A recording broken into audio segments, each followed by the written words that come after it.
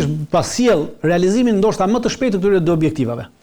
Dhe pushtimin e Ukrainës? Jo, nuk do të kemi pushtim të Ukrainës, rusët nuk kanë as kapacitet, as dëshirë dhe nuk e kanë pasur ndonjëherë pushtimin e Ukrainës. Ajo çka rusët gjithnjë kanë synuar është vetëm ajo që quhet Novorosia, pra marrja e asaj pjesë që quhet Novorosia dhe drejt asaj po shkojnë. Edhe përparimet që kanë ndodhur aktualisht në pjesën veriore, pra që shemi ka përparime drejt Kharkivit dhe drejt Sumit, aktualisht trupat ruse janë diku të rreth 17 deri 23 kilometra larg qendrës së Sumit, pra kjo do të thotë që tashmë komplet qendra e Sumit dhe të gjitha objektivat ushtarak dhe të lidhur me objektivat ushtarak që ndodhen në qytetin e Sumit janë në goditjen e dronëve, të çfarëdo lloj droni, po edhe në goditjen e artillerisë. E qartë, drejta. Dhe ky është presion i madh për Ukrainë, për arsye se kemi një popullsi prej 230.000 banorësh në Sumi. Ndërkohë, zoti Bilali, pak a shumë jemi te kjo ofensiva që po vazhdon dhe do doja shumë e solli dhe dritanin vëmendje atë që po ndodh sot në Sumi ku Putini ka lançuar një ofensiv të verës për të thyer Ukrainën me çdo çmim. Pra, si e vlerëson këtë përshkallëzim? Të rritë sa që mendoj në operacionin veror që lidhet edhe me rrjetin e Marmanga, që do thotë është e përgatitje sipër, do të jetë ndoshta edhe më i fuqishëm dhe goditja edhe më të mëdha. Por mendoj që efekti i parë është goditja pjesës perëndimore të Ukrainës, që ka ndodhur në disa aeroporte ose një aeroport në pjesën afër Lvivit, ku është goditur bazat e sistemeve ATACMS, dhe nuk dihet numri sakt, më saktë. E dyta është Kijevi, që t'japet goditja siç ishte më ndërtesën bolshevik, që dyshohet që ka pas arsenalet të armatimit, të cilat kanë ardhur nga perëndimi. Dhe treta, taktikisht është Dnepropetrovski, një region me 31.000 km2, dhe qyteti Dnjepër, si qendër industriale, mund të them nga ato të industrisë së lehtë deri te industrisë ushtarake. Në ish bashkimin sovjetik, ka qenë mund të them qendra e zhvillimit të teknologjisë ushtarake. Dhe tash kanë hyrë trupat të ruse në regionin e Dnepropetrovskit. Do thotë kanë kapërcyer pjesën e Donbasit. Dhe kemi një shtrirje që vjen aja fjalia e Vladimir Medinskit në takimin e parë në Stamboll, nëse nuk pranoni 5, do të kalojmë në 6. Dhe mendoj që taktika e tillë nga Odesë për të ndërprerë komplet daljen e Ukrainës në detin e Zi dhe pjesa e Sumit me Kharkivën kanë bëjnë taktikisht me atë zonën e sigurisë. Dhe mendoj që rusët mund të them atë fjalinë e Trumpit që i ka dhënë arsye Putinit që të godas, sot ka qenë një fjali e Zelenskit, i cili lutet që sidomos Putini dhe Amerikanët mund të kthejnë në bisedimet e paqes Putinin. Do thotë kemi një eskalim ku sa më i madh të jetë graviteti dhe apo intensiteti i luftimeve, do të kemi më tepër ofrim të biseda e paqes apo në tavolinë të rikthehen në palët. Dhe mendoj që në këtë drejtim nuk ka ndonjë rrezik që mund të kemi atë që sot perëndimorët, sidomos anglezët dhe gjermanët, e parashohin si përgatitje për invazionin në rus edhe jashtë Ukrainës.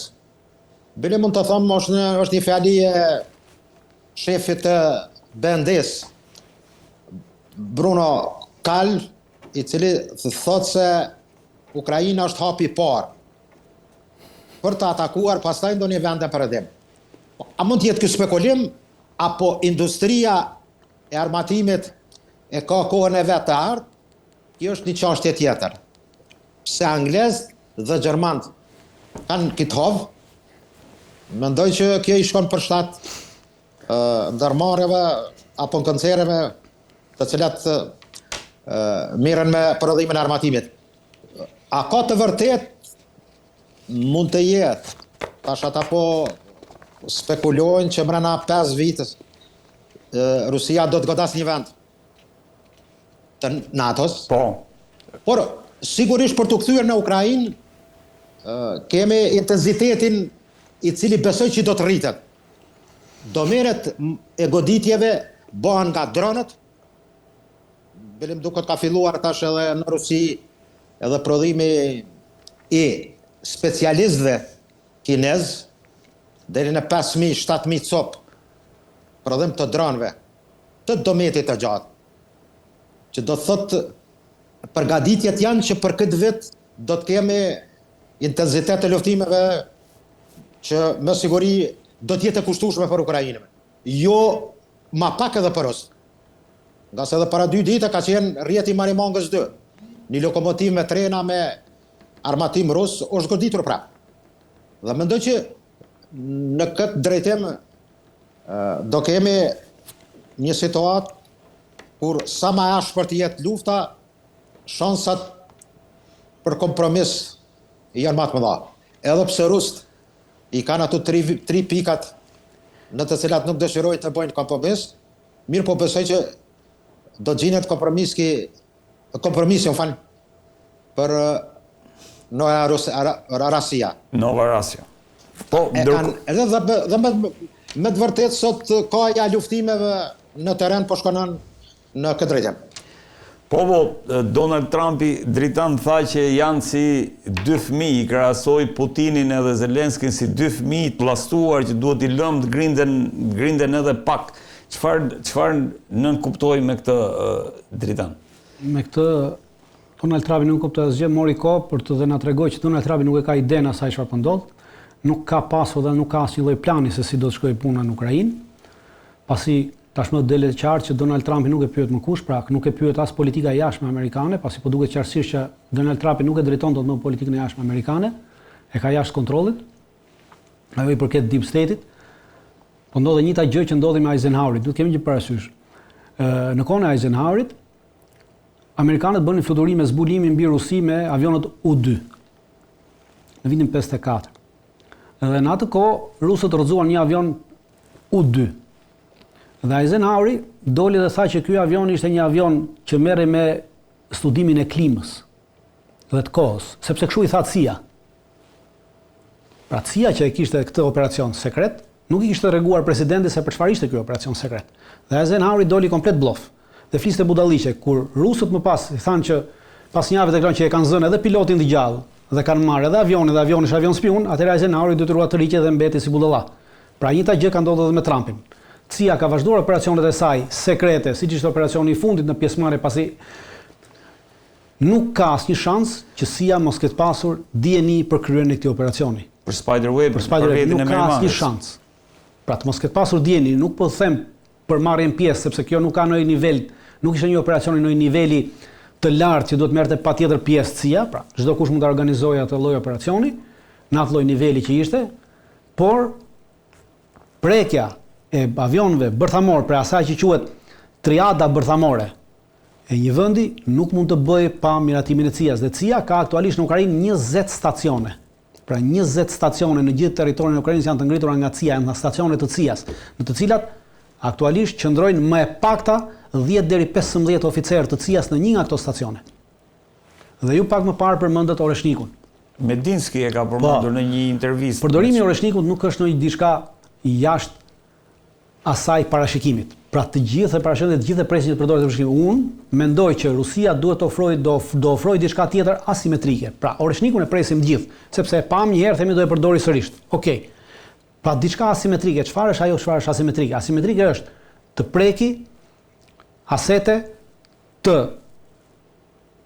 Amerikës dhe të Anglisë në Ukrainë. Dhe cilat janë këto asete të Amerikës dhe Anglisë? Janë këto stacione të shërbimeve sekrete që marrin pjesë absolutisht.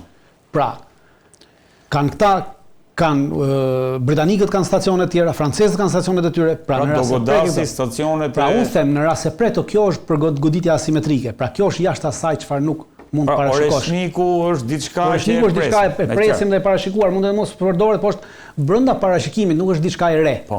E re mund të jetë kjo. Pra e re është diçka tjetër asimetrike që prek, sepse pse duhet preki këto? Duhet preki këto për t'i dhënë një shenjë të caktuar Donald Trumpit që flet tilla bullëqi që thotë shiko. Këtë radhë mbritëm këtu, por radhën tjetër mbrim diku tjetër. Pra, në rast se ju prekni këtu, atëherë po shkojmë në këtë përshkallëzim. Pra, përshkallëzimi vjen gradualisht. Dhe ky përshkallëzim nuk do të thotë, pra edhe unë kundërshtoj atë që tha zoti Bilali për çështje të pushtimit që pas të mbaroj me Ukrainën, Rusia do të godasë NATO-s. Jo, thotë Mark Rutte. Po, thotë Mark Rutte. Po, për atë thash, po e kundërshtoj për arsye se udhëheqësia politike dhe ushtarake e perëndimit janë komplet idiot, janë nivelin e idiotëve dhe mendoj se të gjithë pjesa tjetër e njerëzimit janë idiot si punë e tyre.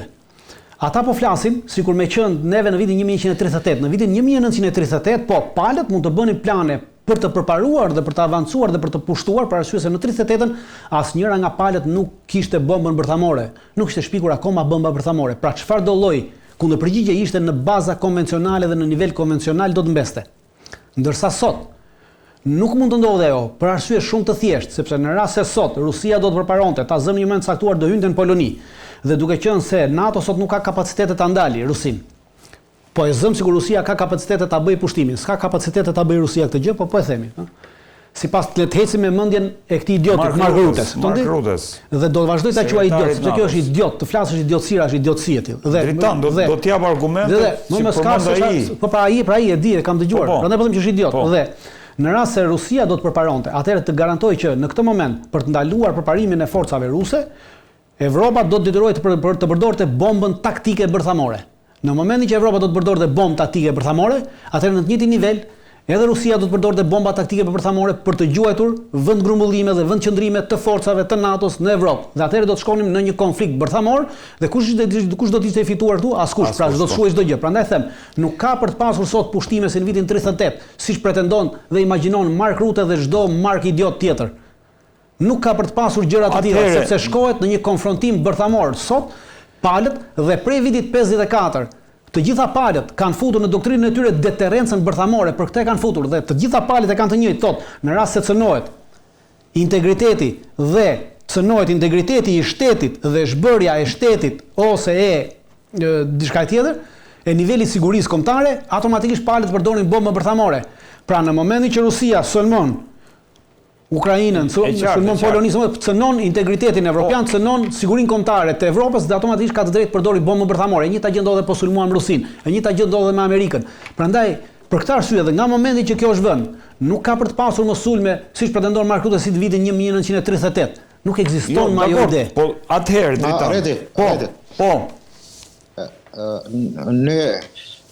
Në plotësim nuk ka thënë është fjali e Kalit, shefit e BND-s Gjermane, ose edhe Ruttes, po retorika njëjtë. Faktet flasin që pushtimi i Evropës nga ana rusëve ka shanca minimal. E para, ushtar komplet NATO për mobilizim në rast lufte 8.500.000 ushtar.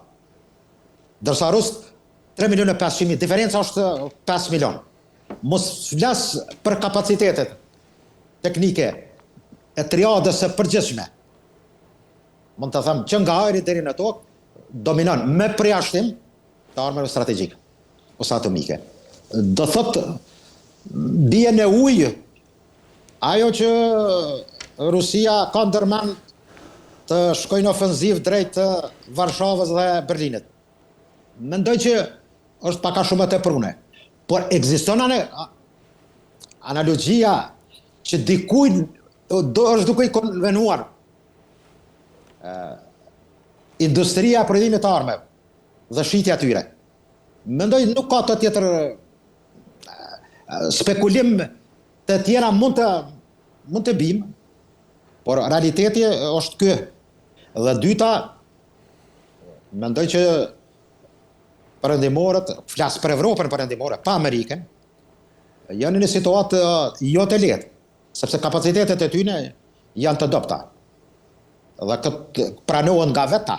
Po, nga vetë Dhe dyta, e treta, generali Amerikan ka shprehur qartur që forcat dhe mund të dhënë kapacitetet ushtarake të Evropës janë larg 20 vite me kapacitetet e Rusisë, fatkeqësisht. Dhe kjo do thotë don kohë edhe për formimin e armatës së Evropës. Dhe në këtë drejtim mendoj që është ndoshta një panik e krijuar me një përzierje të asaj që nevojitet për komercializëm. Dhe dyta, mendoj që është koha që Evropa të kalojë në atë sovranizmin e vet, sa i përket mbrojtjes. Sepse edhe amerikanët ka ardhur koha që dëshirojnë që mos të jenë aja roja e mbrojtjes evropian. Dakor, po unë do të sjell, se do e sjell për teleshikuesit që të na kuptojnë. Dritan, Mark Rutte thotë që Rusia prodhon në 3 muaj atë që e gjithë NATO prodhon në 1 vit. Dhe bazat e saj industriale do të pritet që të prodhojnë 1500 tanke, 3000 mjetet blinduara, 200 raketa Iskander vetëm këtë vit. Rusia, thot Mark Rutte, mund të jetë gati për ta përdorur forcën ushtarake kundër NATO-s brenda 5 viteve. 5 vite. Dhe të mos këtë duhet ta marrim seriozisht, thot. Gjenerata e re e raketave ruse udhtojnë me shpejtësi shumë herë më të madhe se shpejtësia e zërit.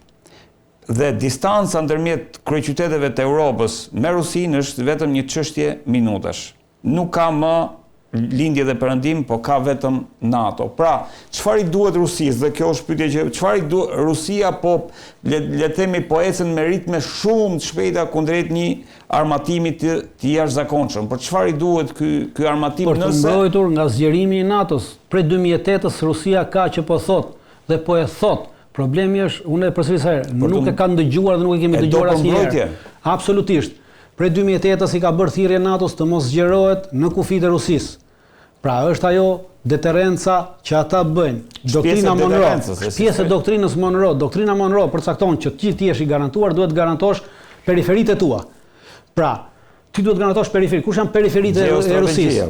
Periferitë e Rusisë është Gjeorgjia, periferi e Rusisë është Ukraina, periferi e Rusisë është Bielorusia. Pra në këto vende ti mos u afro, mos i fut në ato, sepse atëherë më kërcënon mua ekzistencën time dhe unë nuk të lejoj. Pra këto vende lëri siç janë dhe mos i prek. Është një të gjë, sikur të çohemi, ndodhi në Kub, pra në 63-shën se mund vajtëm në Kub. Rusët çuan në Kub dhe amerikanët u ngritën, ishin gati të bënin luftë bërthamore për shkak të kësaj doktrine, për shkak të kësaj deterrencë, sepse ardha në kufitë e mi. Pra ti kur ma bie mua këtë raketën bërthamore, ma vendos këtu vetëm 90 kilometra larg Shtetet Bashkuara të Amerikës, atëherë kjo do të thotë që ti më rrezikon sigurinë kombëtare dhe për garantimin e sigurisë kombëtare unë dua të rrezikoj periferinë, unë dua të siguroj periferinë time.